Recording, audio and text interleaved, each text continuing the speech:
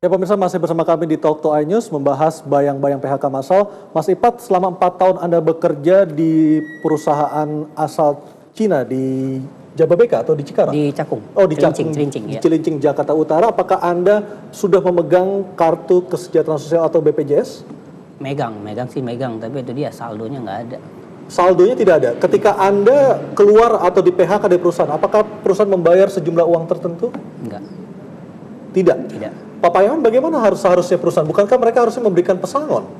Kalau itu pekerjaan kontrak dan putus hubungan kerjanya setelah selesai kontrak, memang tidak ada pesangon. Tetapi ketika Anda di PHK, Anda sudah habis masa kontraknya atau di tengah-tengah masa kontrak? Di tengah-tengah. Di tengah-tengah, Pak Payawan? Jadi seharusnya itu tidak bisa terjadi. Jadi kalau kontrak itu harus jelas, apakah di kontrak 1 tahun atau 2 tahun atau sekaligus 3 tahun. Tetapi permasalahannya adalah beliau ini hanya menandatangani sekali dalam waktu 4 untuk tahun. 3 bulan. Iya. Nah, dan kemudian diperpanjang tanpa ada ketentuan lebih lanjut. Jadi sebenarnya itulah yang tidak boleh. Dan kalau itu adalah pekerjaan yang tidak tetap atau pekerja kontrak, tidak ada di situ masa percobaan. Jadi seharusnya langsung. Nah, jadi itulah masalah yang dihadapi oleh banyak pekerja pencari kerja kita sekarang ini, karena memang penganggur itu banyak, Lapangan sehingga pekerjaannya sedikit, akhirnya dan mereka akhirnya posisinya apa menjadi saja tidak kuat. pun yang terjadi diterima saja. Seharusnya Agus ini seharusnya Agus ini akan minta, saya dikontrak untuk berapa lama? Baik. Apakah 2 tahun, kemudian nanti diperpanjang 1 tahun? Nah itu misalnya. Jadi karena memang di situ posisi pencari kerja sangat lemah, sehingga apapun yang ada tanpa surat-surat, tanpa jelas apakah dimasukkan di BPJS atau tidak, jadi itu saja yang terjadi. Baik, lagi kita lanjutkan lagi dialog kita, dan pemirsa, PHK massal masih menjadi momok bagi ribuan pekerja kita. Salah satu penyebabnya adalah lesunya perekonomian Indonesia dan juga perekonomian dunia.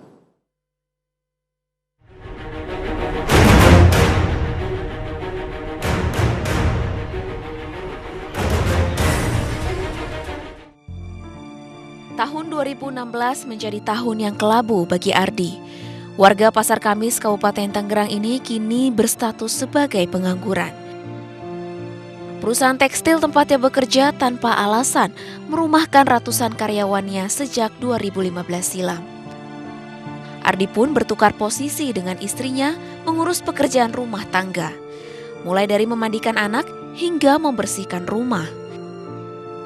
Ardi tak sendiri, karyawan lainnya pun bernasib sama, berstatus pengangguran.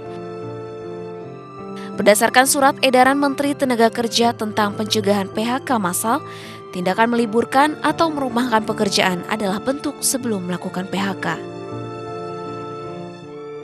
Ya, cuman selama ini nganggur. Bahkan sampai ada beberapa teman kita ini selama 1 bulan kemarin yang meninggal ini sampai 4 orang karena mereka dipaksakan untuk bekerja yang tidak sesuai dengan kemampuan mereka gitu. Jadi dipaksakan karena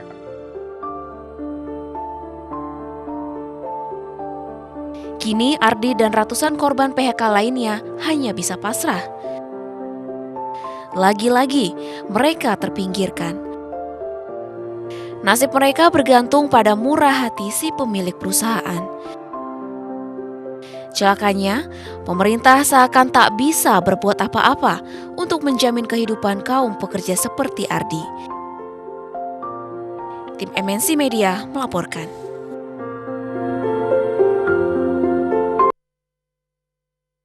Ya pemirsa, masih bersama kami di Talk to iNews. Saya ke Mas Ipat lagi. Mas Ipat, sekarang Anda sudah 2 kali mengalami PHK. PHK kedua Anda alami ketika bekerja di mana, Mas Ipat? Di Alumino itu di perusahaan baja ringan. Di mana lokasinya?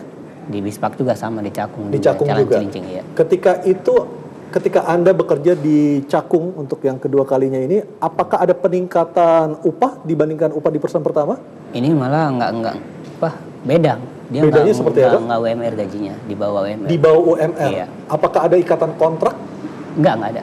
Sama sekali tidak ada. Jadi ketika Anda pertama kali masuk, Anda hanya bekerja saja tanpa ada tanda tangan di kertas seperti itu. Pas melamar, dipanggil, besok datang kamu kerja. Oke, Bang Nursi, kondisi seperti ini ketika bargaining power atau daya tawar dari pekerja kita yang sangat lemah. Siapa yang salah dalam kasus ini? Salah kedua belah pihak, 3 pihak bahkan. Antara pekerja, Pemerintah, perusahaan, pemerintah dan pekerja. Saya mengingatkan ini di Mahkamah Konstitusi, November 2007. Ya. Ketika pemerintah sedang gagah-gagahnya menyatakan pentingnya padat modal.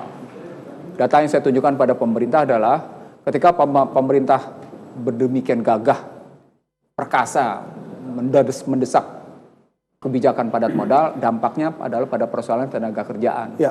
Datanya saya gunakan data pemerintah dan saya bilang, kalau nanti akan menjadi kenyataan padat modal sebagai sebuah pijakan utama untuk membangun pertumbuhan, itu lapangan kerja akan makin menyusut di perusahaan-perusahaan besar.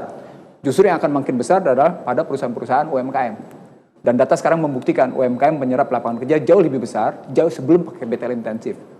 Jadi pada posisi 2007 hanya sekitar 96,8% UMKM menyerap. Sekarang sudah 98, sekian persen. Oke. Padahal jumlah perusahaan besar itu di bawah 1%. Saya ulang, perusahaan besarnya di bawah 1% posisi. Itu artinya kebijakan pemerintahnya salah. Yang kedua, kebijakan pemerintah salah pada fiskal. Di era SBY, kebijakan fiskalnya demand side namanya. Sehingga menyerahkan lapangan kerja kepada namanya korporasi. Padahal seharusnya kalau pakai pasal 27 ayat 2, pemerintah wajib menyediakan lapangan kerja seperti yang Pak Alex bilang tadi, posisinya. Artinya mestinya supply side posisinya. Itu yang kedua. Yang ketiga sekarang si korporasi. Si korporasinya sendiri tentu dia akan berpikir pada posisi melakukan undang-undang, dia melakukan undang-undang 13 2003. Dia enjoy lakukan, gak ada urusan. Kelemahan pemerintah lebih lanjut adalah Binawas, Dirjen Pembinaan dan Pengawasan Ketenaga Kerjaan namanya. Dia tidak mengaplikasikan terhadap pada kasus si tenaga kerja ini. Berikutnya si pekerjanya butuh, dia nggak bisa lagi menegakkan hukum di situ. Sementara yang namanya pemeriksaan kontrol terhadap perusahaan-perusahaan kayak gini dari Binawas ujung-ujungnya bukan sangat lemah, ujungnya transaksional. Kasarnya bisa disogok seperti itu. Saya nggak bilang disogok, saya mau bilang tegas ditransaksionalkan posisinya. 3 komponen ini salah, makanya dalam ke PP 78 2015 kelihatan sekali pembicaraan tidak melibatkan tenaga kerja. Yang terjadi adalah pemerintah, termasuk paket kebijakan ekonomi, pemerintah dengan pengusaha. Pekerja nggak ada diajak bicara.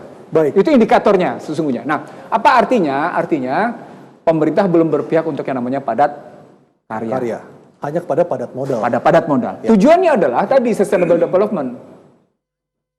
Pertumbuhan yang berkesinambungan. Dia ingin mencapai prestasi besarnya, makronya, tapi dia lupa agregasi yang kayak gitu tidak tercapai di bawahnya. Apa dampaknya? Kalau dalam ilmu ekonomi dampaknya adalah pada Gini rasio.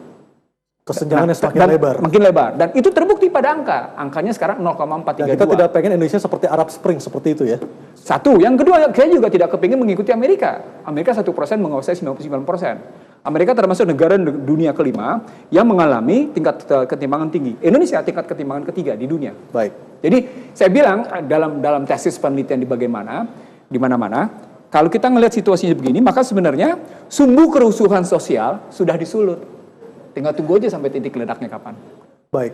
Pak Alex, apakah Anda bisa mengidentifikasi perusahaan-perusahaan di bawah naungan Kadin yang berperilaku nakal terhadap pekerja seperti yang dialami Mas Agus ini? Saya pikir kita bukan dalam kapasitas untuk mengidentifikasi perusahaan yang berkelakuan nakal atau apa ya. Jadi kita ini kan asosiasi yang justru merepresentasi kepentingan bisnis. Pertama, saya sedikit aja mau menanggapi Pak Iksan ya. Menarik nih. Cuma dalam perspektif yang lebih optimis gitu. Jadi ada satu ahli statistik terkenal namanya Rosling, saya yakin Pak Iksan tahu. Benar bahwa ada ketimpangan kesejahteraan dewasa ini ada global. rasionya itu ya. Bahwa jarak antara yang paling kaya dengan yang di bawahnya itu semakin jauh. Tapi kata Rosling, statistician ini, yang di bawah ini sudah berkali-kali lipat lebih sejahtera daripada mungkin 20, 30 atau 50 tahun. Apakah itu terjadi di Indonesia, buruh seperti Mas Agus ini? Contohnya begini, kita sekarang sangat sedikit kita menghadapi di global ya, terutama juga di Indonesia, misalnya masalah kelaparan, masalah kesempatan bersekolah semakin gampang, kesempatan kesehatan semakin mudah. Artinya extreme poverty itu semakin hilang. Extreme poverty, walaupun kemiskinan tetap ada, tapi standar kehidupan itu semakin membaik. Membaik itu belum sempurna, tapi membaik. Nah, selisih jarak itu memang ada. Jadi memang sekarang yang penting kalau menurut saya, kalau sudut pandang saya, part daripada bisnis yang masih profitable, apakah dia itu padat karya atau padat modal, dia harus bayar pajak. Artinya dikembalikan kepada masyarakat, kepada negara harus mengelola dengan benar untuk mengembalikannya kepada masyarakat. Apakah negara dalam sudah bentuk mengelola dengan benar? Ya? Apakah negara sudah mengelola dengan benar? Belum maksimal. Langkah-langkah sudah bagus, BPJS itu sudah bagus. Subsidi kepada pendidikan, anggaran APBN yang mencapai 20% untuk pendidikan sudah bagus. Tapi harus terus improvement. Karena begini, gerak teknologi, sekali lagi ya, saya mau masukin variabel teknologi, sesuatu yang sudah di luar kuasa kita ketika manusia, peradaban kita manusia sudah menciptakan teknologi yang sedemikian rupa, yang tadinya mau menciptakan satu alat dengan 100 orang, mungkin sekarang cukup dengan 1 orang. Misalnya gitu. Nah itu supaya menciptakan kesejahteraan yang merata, apa toolsnya? Toolsnya adalah redistribusi. Baik, kita tangkap maksud Anda. Mas Agus, apakah benar tadi Pak Alex bilang Anda sekarang, teman-teman Anda atau Anda sekarang bisa lebih sejahtera hidupnya padahal udah 6 bulan tidak mendapatkan upah, tidak ada pemasukan? Terakhir di PHK akhir tahun lalu ya? Saya pikir nggak fair juga kalau pertanyaannya seperti itu. Apakah Anda punya kesempatan punya BPJS? Pertanyaan saya. Maksudnya bisa mendaftar BPJS nggak sekarang? Untuk biaya berobat kesehatan seperti itu? Belum sih. Belum. Sudah punya kartunya? Saya mau informasikan kalau bahwa kartu negara sudah mengadakan yang namanya BPJS, baik kepada yang bekerja di pabrik maupun orang yang tidak bekerja. Dan bila mana dia tidak sanggup membayar, maka gratis. Apakah perusahaan memberikan kartu BPJS ya? Memberikan, tapi itu dia saldonya nggak ada. Seperti apa, Pak Alex? Sekarang Mas tidak lagi bekerja? Tidak. Oke. Mas bisa datang ke kantor BPJS terdekat, meminta kartu BPJS. Kartunya sudah ada kan? Kartunya ada. Oke, diperpanjang, dikatakan bahwa sudah tidak bekerja, maka Mas bisa juga mendapatkan BPJS, jaminan kesehatan, tanpa membayar. Bila dianggap bahwa Mas memang sudah tidak punya kemampuan daya beli. Itu ada, diundang-undangkan itu, sudah diaturkan. Itu adalah hak. Mas bisa datang ke sana. Itu contoh. Jadi kadang-kadang masalah pengetahuan juga, masalah sosialisasi dan lain-lain. Saya bukan yang membela pemerintah, bukan juga membela apa yang benar seperti adanya, ada. Tapi memang belum sempurna. Nah sekarang masalah perusahaan yang nakal, itu adalah faktor hukum, harus ditindak. Dan itu domainnya pemerintah ya, bukan domain pemerintah. Pemerintah harus mengidentifikasi perusahaan nakal yang tidak membayarkan kewajibannya kepada pekerja, tidak membayarkan gaji yang seharusnya diatur undang-undang atau peraturan yang berlaku di wilayah. Itu masih DKI. Jadi itu memang domain pemerintah. Masih DKI ya, Cawang. Iya, DKI. Di daerah Cawang. Cakung, Cilincing. Iya, DKI. Nah, itu adalah domainnya hukum. Apakah terakhir Anda sudah terima pesangon? Enggak, karena memang itu pekerja kontrak. Jadi tidak ada otomatis untuk pesangon. Tapi begitu dia bekerja, pertama tidak ada ketentuan perjanjian kerja, itu sudah menyalahi. Yang kedua bahwa dia pernah menerima gaji di bawah UMK, itu juga sudah menyalahi.